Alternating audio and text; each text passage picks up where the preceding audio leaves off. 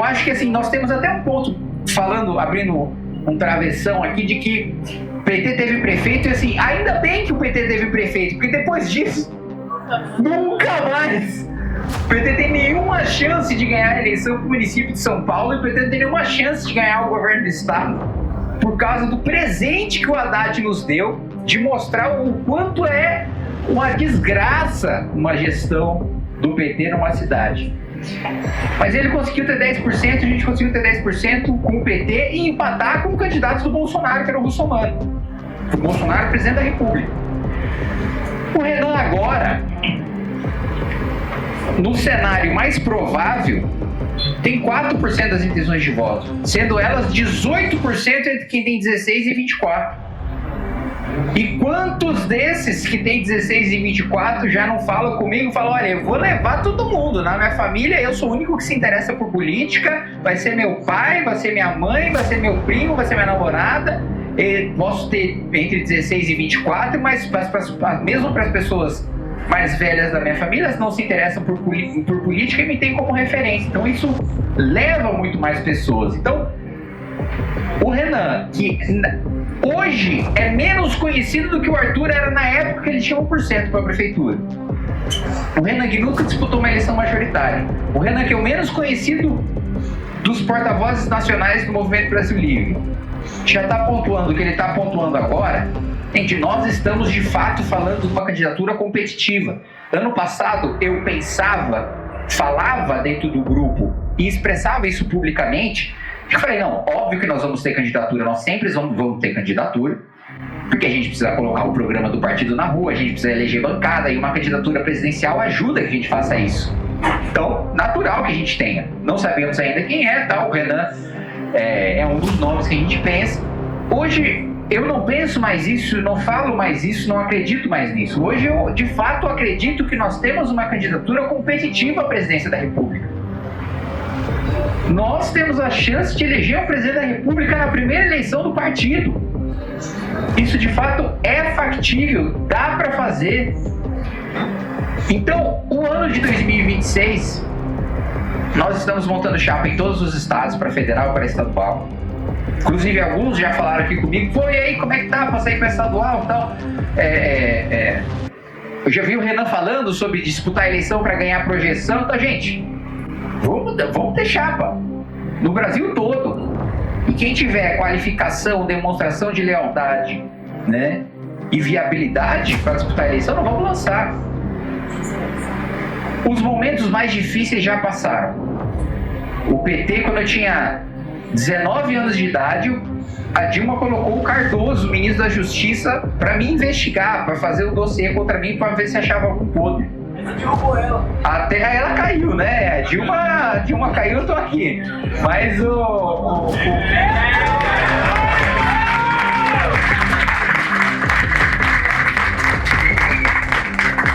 é igual você me lembrou agora também, na época do impeachment, quando a gente acampou em frente ao Congresso para o impeachment ser acolhido, que a gente fez um protesto nas galerias da Câmara dos Deputados, que o líder do PT na época era o Cibá Machado, né, o deputado do PT, que a gente estava nas galerias, ele falou, nós vamos pro palco, vocês que assistiu o documentário do MTL ou leu o nosso livro, sabe? Ele falou, nós vamos pro palco com vocês agora, não sei o que, não sei o que lá, vocês são uns vagabundos e tal. Aí no outro dia veio o MTST, a milícia, né, do Guilherme Boulos, bater na gente, lançar rojão na gente, aí furaram as costas do Renan, deram voadora na gente, enfim. Foi um momento tenso.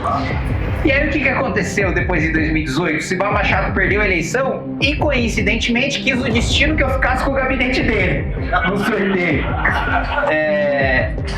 Então, gente, tanto nós passamos por esse momento com o petismo, como nós passamos depois com o bolsonarismo. Bolsonaro e os bolsonaristas falam tanto sobre liberdade de expressão e perseguição política agora. Mas, gente, a mulher que falava que o Bolsonaro era igual um pequi ruído foi conduzida para a Polícia Federal para dar depoimento. Então, assim, a mesma perseguição que o Lula promove agora contra a gente, chamando a Amanda e o Guto para depor na Polícia Federal porque chamaram o Lula de ladrão, o Bolsonaro fez quando foi chamado de pequi ruído. Gente, foda-se ser chamado de pequi ruído, pelo amor de Deus, você é uma criança de 3 anos de idade. É um negócio bizarro. E o que ele colocou o Aras também para me investigar por apologia ao nazismo. O Aras quis me prender por apologia ao nazismo. A gente PGR do Bolsonaro. O Eduardo pediu minha cassação. E aí depois vieram os bolsonaristas, agora nessa legislatura, falar: pô, e aí, vamos pegar leve com o Eduardo. Falar: ah, entendi. Quando era eu, aí era que absurdo, que não sei o que, ele é nazista, os bolsonaristas vamos combater o nazismo contra o Kim, então vamos caçar. E agora com o Eduardo, vocês querem misericórdia. E agora, puxando o que o Minato falou sobre Banco Master, olha só que curioso. Lula não fala sobre Banco Master. A gente sabe que tem gente do PT da Bahia que era muito amigo do Vorcaro, que andava do jatinho do Vorcaro, que ia para casas compradas com fundos ligados ao Vorcaro, que adorava passear com o Vorcaro, que, como eu posso dizer, utilizava-se... Deixa eu calcular bem as palavras aqui, porque vão me processar e eu preciso ganhar. Digamos que parlamentares baianos simpáticos ao presidente da República utilizaram-se de bens materiais de um banco investigado para utilizar essa influência e esse apelo desses bens materiais para ter, digamos assim, relacionamentos físicos com pessoas do sexo oposto, né? Nossa, eu quero ver eu perder um processo com essa frase. Foi tão bem construída juridicamente para me blindar que... Então, assim, digamos que, de outro lado, quem também não fala sobre o caso do Banco Master? Flávio Bolsonaro. É óbvio que ele não vai falar sobre o caso de Banco Master. Quem que foi contratado como advogado de pessoas ligadas ao Vorcaro e fez ministros do Supremo virarem votos sendo advogado de pessoas ligadas ao Vorcaro? Flávio Bolsonaro, advogando do Supremo. Aliás, me assusta o país permitir que um senador da República advogue no Supremo. Só de ser permitido já é uma coisa de paiseco, né, de republiqueta. E outra coisa, quem é o principal aliado político do Vorcaro? É um sujeito chamado Ciro Nogueira.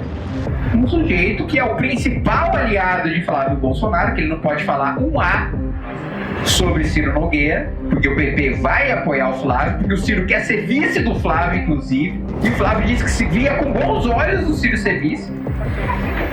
Então ele não pode falar nada. E ele também não pode falar nada sobre o Toffoli. Gente, eu tenho memória.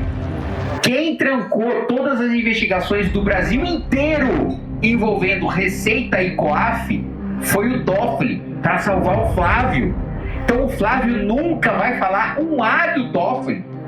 Se o Flávio, com o Alexandre de Moraes, que prendeu o pai dele, passou o mandato todo dizendo que era contra o impeachment do Alexandre de Moraes, imagina com o Toffoli que salvou ele. O Toffoli que fez o Bolsonaro vetar o fim das decisões monocráticas que nós votamos, que nós aprovamos, para salvar o Flávio, em troca dessa decisão, para blindar o Flávio.